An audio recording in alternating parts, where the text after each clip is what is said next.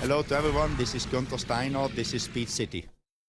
Welcome back to the fastest hour in radio, Speed City. Ricardo's sliver ahead of Tsunoda. I mean, it is incredibly tight out there. Again, like it's been all season.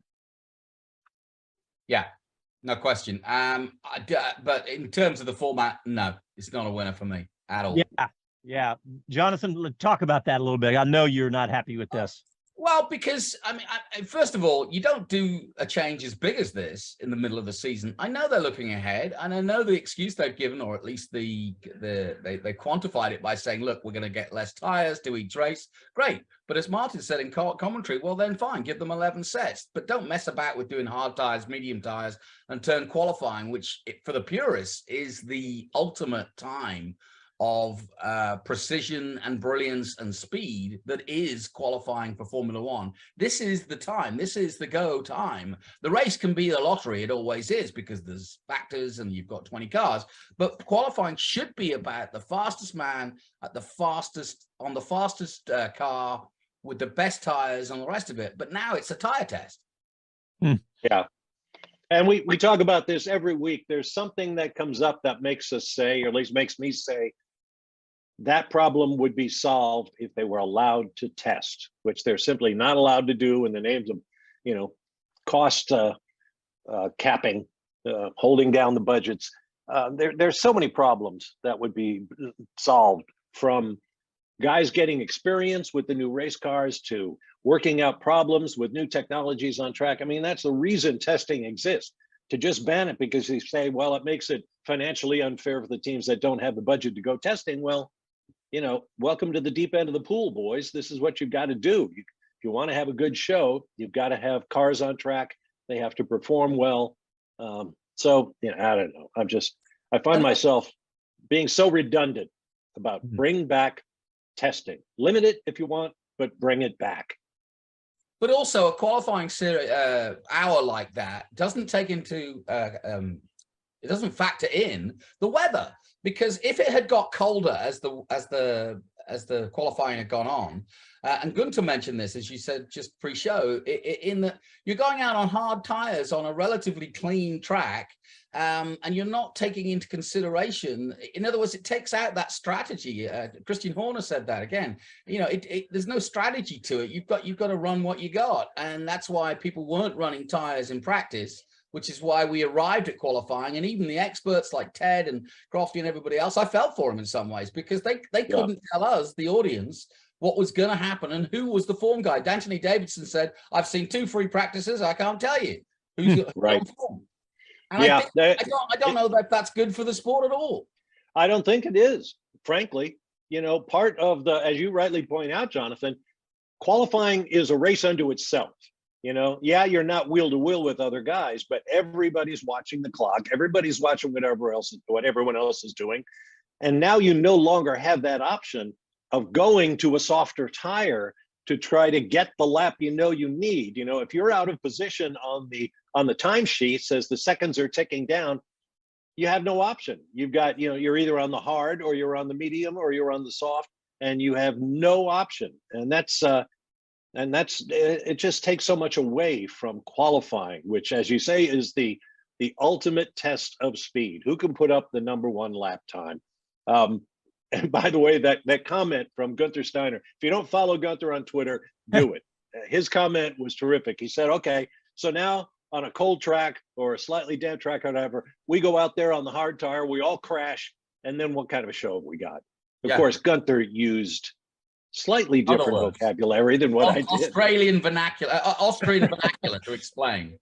There's nobody like Gunther, but I mean, he makes a good point. It's, what are we saving? Martin Brundle said something that I immediately cottoned onto during the broadcast. He said, you want to save tires, and by having 11 sets per driver instead of 13, you save whatever it was, almost 4,000 tires shipped around the world every year. Okay, fine. Just give 11 sets and let anybody use whatever they want from their allocation, which was the original idea, is that you get all these tires and you use them as you see fit, and go ahead with qualifying as we've known it. You just, have to get out there on the limb a little bit. If you need a quicker tire right now, you can go to it, assuming you're not on grippiest to start the session. But no, I'm not a fan.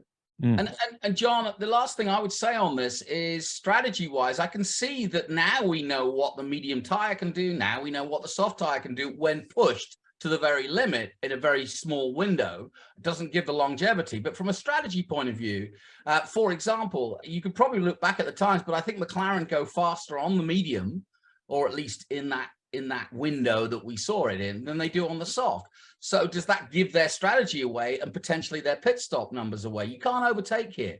And that's another thing, which is last year's pole man is in 18th position because he's got a traffic jam. And I also have a real problem with that. Should there not be a rule that you cannot stack up like that? It's dangerous as all hell. And it's caught Russell out, and there's no gentleman's agreement. I don't know why they were even talking about it. When since the days of Fangio, there was no gentleman's agreement, and certainly Michael Schumacher never played to that, and certainly those guys were gentlemen. Yeah.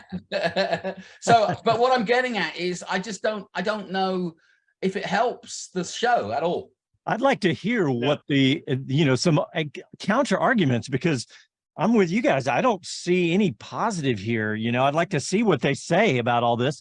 And who knows, this may be the last time we see all this. But the one positive is that it has given us an interesting little top 10 here today, because we have 7 teams in the top 8. And look at this. Look where the Alfa Romeo team with Zhou Guanyu at 5th. I mean, Zhou Guanyu fastest in Q2. First time this year. Because of this alternative tire allocation rule. No, they're up there because they brought a radical set of aerodynamic upgrades to the track. The press was talking about as soon as they unveiled it on pit lane. A brand new rear wing. They've raised the nose of the car. The front wing has changed, and probably a lot more that isn't even being talked about, particularly the underbody. So, we're losing sight of, oh, look, we got a much more entertaining grid. It's not the same old fast guy followed by less fast guy followed by less fast guy. But as we've been saying, qualifying is about your ability to do the lap time at the time. And, tying one hand behind your back by saying you have to be on this tire, that's not the kind of competition that we look for in qualifying. And, it improves the show. Why? By getting great guys out of position like George Russell. And on a track like this, he's not going to be able to pass anybody, although Nigel Mansell proved that you can pass on this track if you want to. Bad enough, but it just seems artificial. The fandom in motorsports generally is so hung up on gimmicks. Is push to pass in IndyCar a gimmick? Is the drag reduction system in Formula One a gimmick? Now is saying that you've got to be on this tire at this point. Is that a gimmick just to rough up the grid and give people something different? I'm not buying it. Not in qualifying anyway. If you want to screw around with tire allocations in the race, fine, we'll adjust. But qualifying is about who can do it. Yeah, and if you're coming to the sport new and you're little Johnny or little Jenny and you're a big fan of the 63, it doesn't make any sense. But Daddy, he was pole last year. Why is he 18th today? And then Dad's got to explain that. And frankly, we're struggling and we study it as hard as we can. So I just don't, if we're all sitting around the living room with the whole family there and we're all supping on our cup of tea and making our shepherd's pie, I don't think it's an easy explanation for anybody. We're sipping our bourbon. Which another point I wanted to make. In fairness, George Russell, part of his problem was the nature of the track. It's a track that evolves a lot because it doesn't get used a lot. George Russell found himself in the wrong place in a queue of all these drivers going slowly, hoping guys will pass them. So he'll be the last man standing on their final push lap.